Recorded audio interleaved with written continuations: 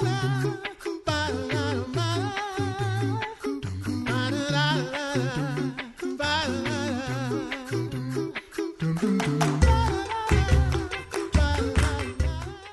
listening to The Coffee Hour. I'm Andy Baetz. I'm Sarah Gulseth. Thanks to Concordia University, Wisconsin for supporting The Coffee Hour. Find out more about Concordia University, Wisconsin at cuw.edu. Live uncommon. Great international story we get to share with you today with some of our friends serving in Latin America and the Caribbean. Yes. This is really exciting. Joining us today, we have a couple of volunteers and missionary joining us. This is really exciting. Joining us today, Erin Mackenzie. She's LCMS Missionary in Latin America and the Caribbean. Erin, welcome back to The Coffee Hour. Thanks. It's good to be here again.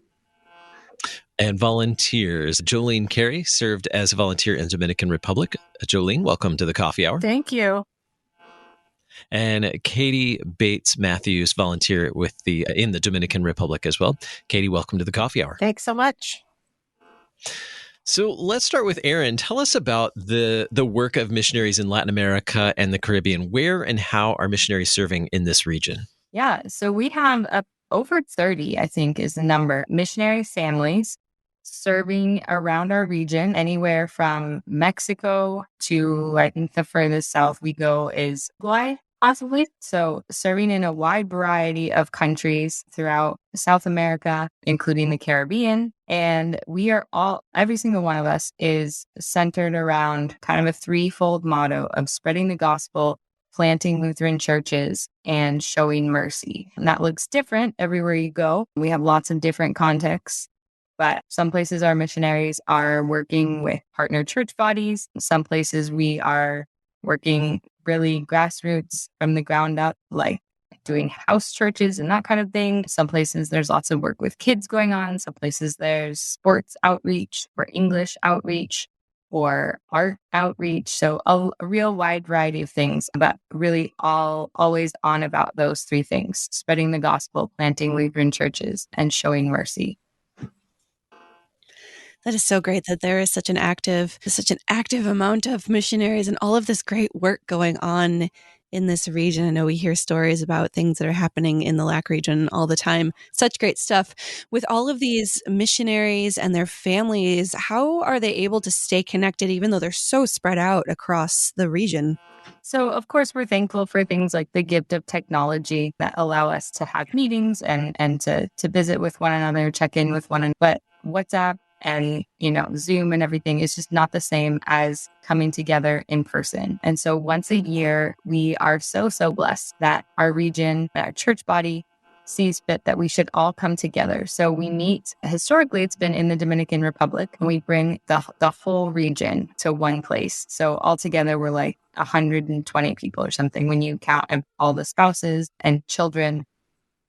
And so we come together for about a week, a little less than a week. And the goals of that time are worship, rest, and fellowship. So we really want everyone to get some downtime, to relax, to enjoy God's beautiful creation. We also want them to interact with their fellow missionaries, build relationships with their fellow missionaries. People that are new to the field often haven't met those who have been on the field longer. There are some missionaries that they're the only family maybe in that particular country. And so they don't often get to see their friends. Their kids don't get to see other missionary kids that just, get their lives and understand where they're coming from. And then the other goal is worship. So we start and end every day in God's word with morning prayer, evening prayer. We had a divine service. So we were receiving the Lord's gifts, sacraments, and we did a mix of English and Spanish because our missionaries are a mix of North American missionaries and also Alliance missionaries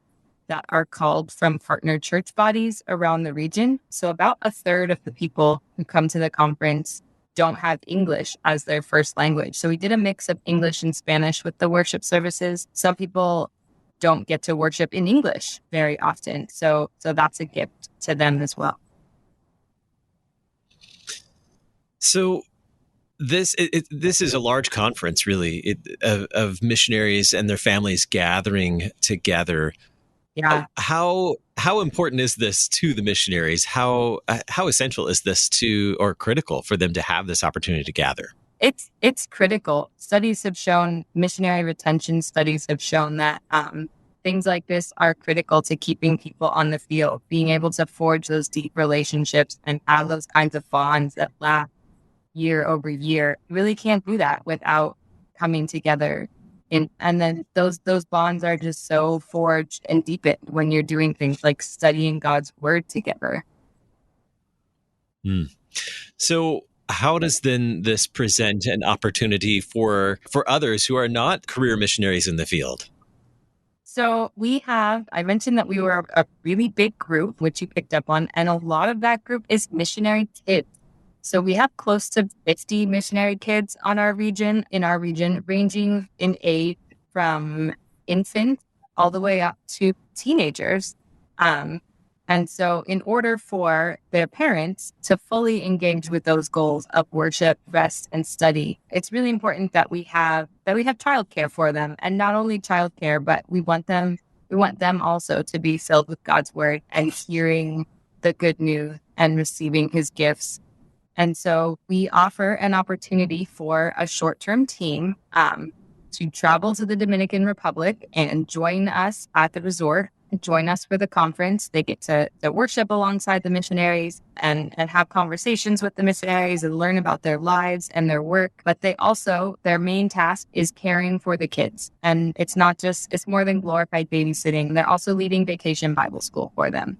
So they are every day, they're keeping them safe. They're keeping them entertained, they're having fun with them, and they're nourishing them with God's word. The volunteers also have an opportunity to bless some of the missionary families by caring for their kids, while parents have one-on-one meetings with regional leadership, and while they go on a date night. Maybe they get to go enjoy one of the restaurants without kids for a night that they don't often get to do.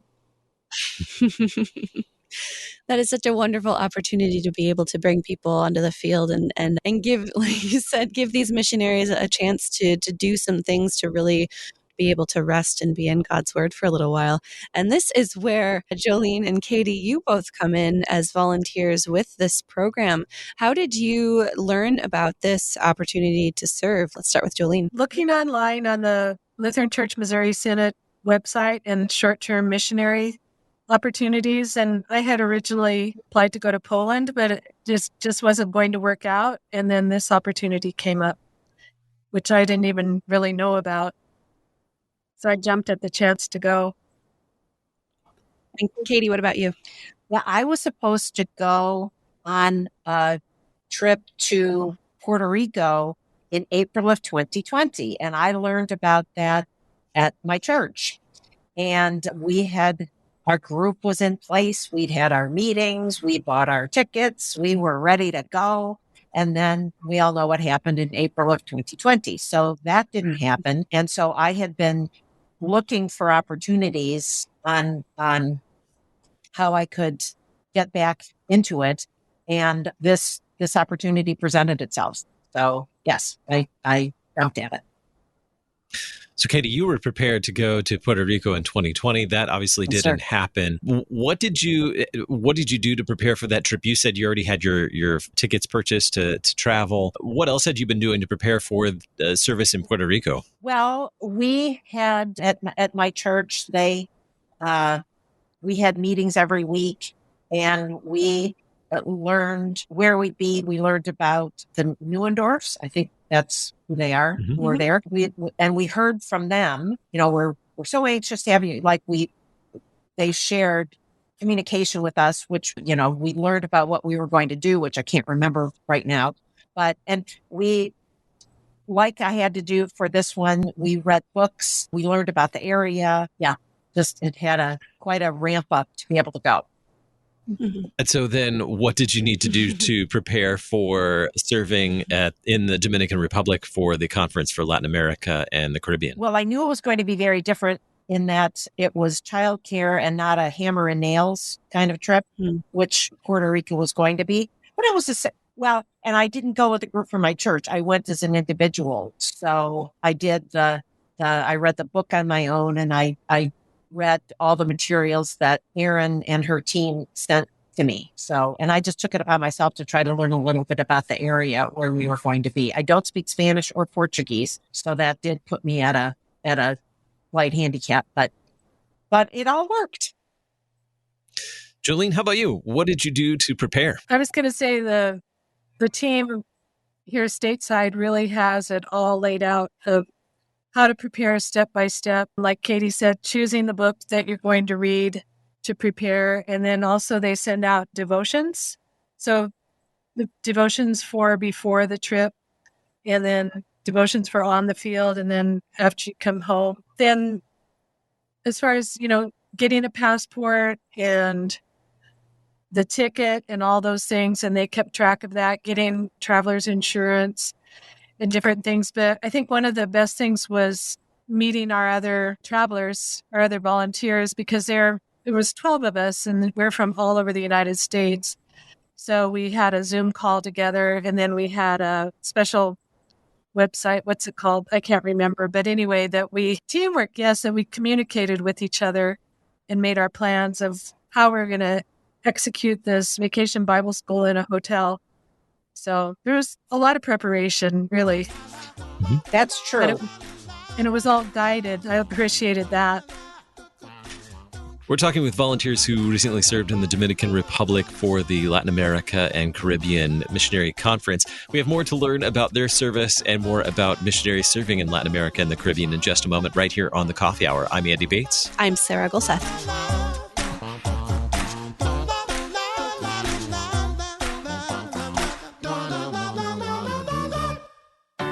At Concordia University, Wisconsin, we believe you were created for a reason: to use your God-given gifts to help others, to live a life of self-sacrifice in a me-first world, to live a life that's uncommon. Whether you're taking one of 50-plus online programs or learning with us in person on the shores of Lake Michigan, you'll be equipped to make an uncommon impact. Learn more at cuw.edu. Concordia University, Wisconsin. Live uncommon.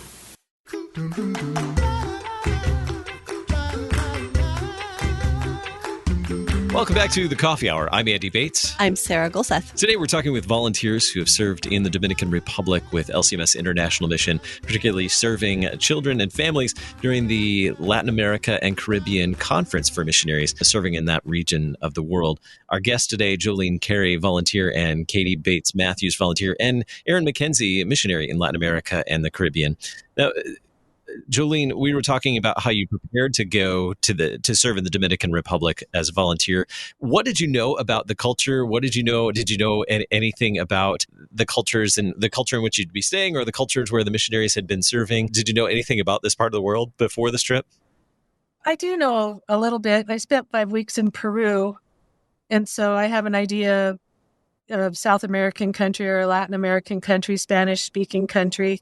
But I really didn't know much about the Dominican Republic. And in fact, my taxi driver to take me to the hotel was so impressed because I did know it was on the island of Hispaniola and shares the island with Haiti. But other than that, I really did not know much. So I learned so much about what the Lutheran Church is doing down there. And I think I really came away with a wealth of knowledge of that. Katy, what about you? What did you know prior to going, especially with all of your charity into Puerto Rico? It was the same but different. What I knew was based on some travel I had done with my husband and our 2 children down to islands and such. But that was more as a tourist, and to actually be among the people who have chosen to invest their lives and energies in that part of the world. It was a whole different framework to see it through. Mm-hmm. So you're able to learn some background about where you were going to be serving. Tell us about getting to the Dominican Republic and those first experiences of being with the group of people you're going to be serving with. Katy? Oh, my. Well, we all met on the Monday night before the Tuesday morning, and it was very interesting because we had been divided into age groups that we would care for. So to listen to how, and everybody was so committed and interested and engaged and wanting to put their best foot forward for their specific age group, that it was very interesting to listen to, well, this is going to work for a high school group, but this certainly isn't going to work for younger ones. So that was extremely interesting to listen to what other people were bringing, like their passions and areas of expertise. So as far as my fellow volunteers, that was my perspective on that. I do have some perspectives on the missionaries and their children, but I'll wait till you get to that. Joleen, anything to add to that? I think, getting there at night plane, which I learned my lesson. It's not a good time to fly and then to arrive and you're exhausted anyway from flying all night. But we've found each other. In fact, Katy and I both came a day early and we really hadn't met, but we met that night. We had supper together and met some of the kids we would be serving. So that was fun to do. Tell us more, Joleen, about connecting with the kids and the families that you got to serve, what it was like, spending some time with them just in the first few days. So, and it was what really is a short time. So we really had to connect quickly. The kids are, everybody was just wonderful, really. It's like being with the nicest people you can imagine. And I think that's because we're all coming from the same place spiritually. And then the kids are they're just so grounded in the word. And as far as, they really taught us a lot. And the kids were bilingual. A lot of the kids were bilingual and they helped some of the students who weren't. And that was so encouraging to see that they would make friends, even though they couldn't necessarily speak the same language fluently, but they still were friends with each other.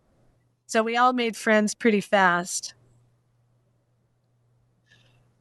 Katy, tell us more about meeting the families and the kids and getting to know them. Well, the thing that I have said to anyone who will listen is joy. I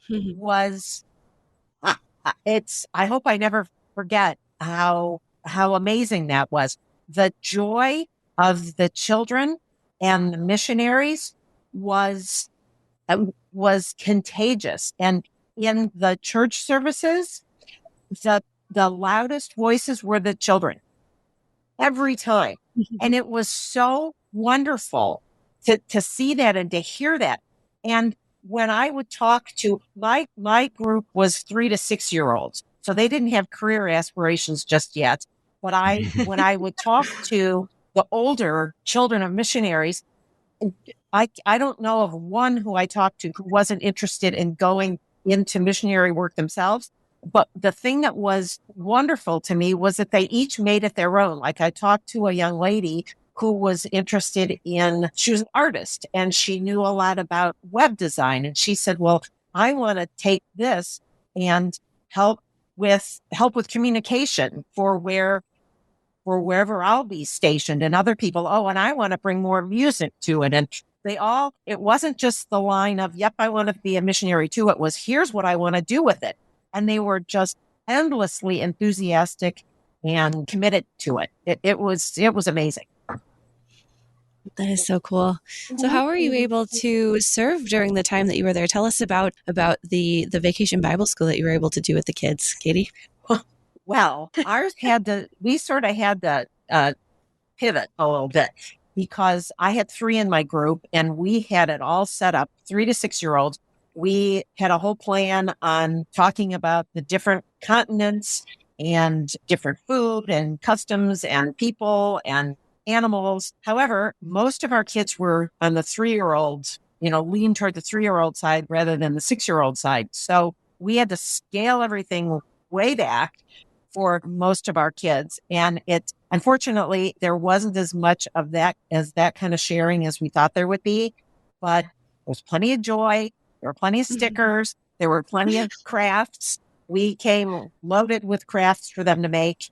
And so we feel like it was time well spent. Joleen, tell us about being knee-deep in Vacation Bible School in the Dominican Republic with Missionary Kids. Yeah, and I was with the 7 to 12-year-olds. And there was, I think there was 4 of us with that group, 4 adults. And we were so lucky to have team leaders who had planned everything out and had great activities for the kids to do. And, there was a gentleman who was a former coach, or still is a coach, and he led the kids in exciting games. We had crafts that were, crafts that they would keep, like they made a bag that they decorated. Anyway, and then learning the Bible story. And for these kids, it was review, but still they brought their own ideas to it. And I just want to say something. This is like one of the best kept secrets in our synod. And that's apparently in Brazil, there's huge Lutheran churches, and they're even sending missionaries out. So one of our families were Portuguese from Brazil, and then they're now missionaries in Guatemala, I believe. And so that was just exciting for me to see how, the church is really reaching out all over the world. What was Joleen, what was the high point for you during that week? Or what will you remember most when now that this trip has happened for you and you're back home?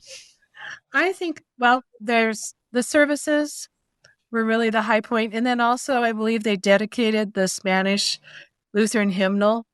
And I thought that was just amazing that we got to be there. And that's such a milestone in our synod to have that hymnal. Katy, what about you? I go back to the joy, the commitment.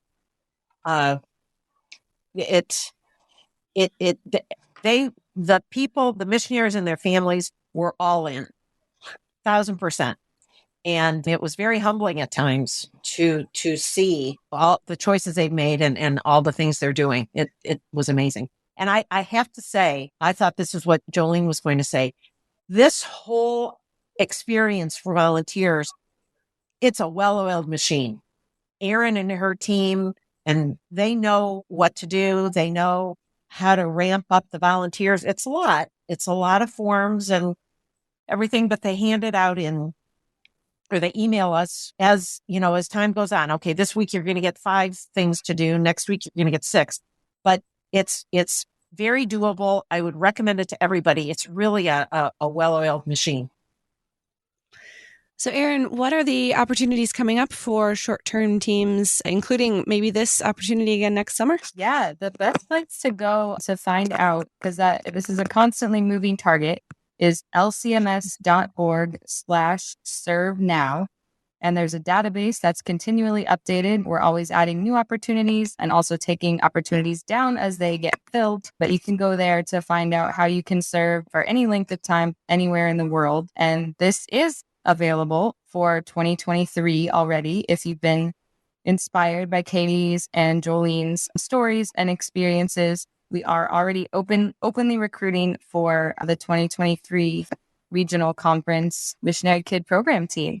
So we'll be looking for about 12 individuals, again, to provide childcare by leading a VBS for about 50 missionary kids. It would be in early August. You can sign up as an individual like Katy did, or if you're listening to this and you're from a congregation and you have the right number of people and you just want to claim the entire team from your congregation, that's also an option. One thing I will point out is that this team does need to have at least one fluent Spanish speaker. You heard both of the ladies talk about how a number of the kids had Spanish or Portuguese as their first language, and that's only going to grow as our team grows. So definitely looking for some people with those skills, those language skills that can connect with the kids in their heart language. Very good. Very good. Our guest today, Erin Mackenzie, LCMS missionary serving in Latin America and the Caribbean. Erin, thank you so much for being our guest today. You're welcome. Pleasure to be here. Joleen Cary, volunteer who had served in the Dominican Republic with LCMS International Mission. Joleen, thanks so much for being our guest. Thanks for this opportunity. And Katy Baetz-Matthews, who also served as a volunteer in the Dominican Republic. Thanks so much for joining us today on the Coffee Hour. Thank you. Very well, everybody. You've been listening to the Coffee Hour. I'm Andy Bates. I'm Sarah Gulseth.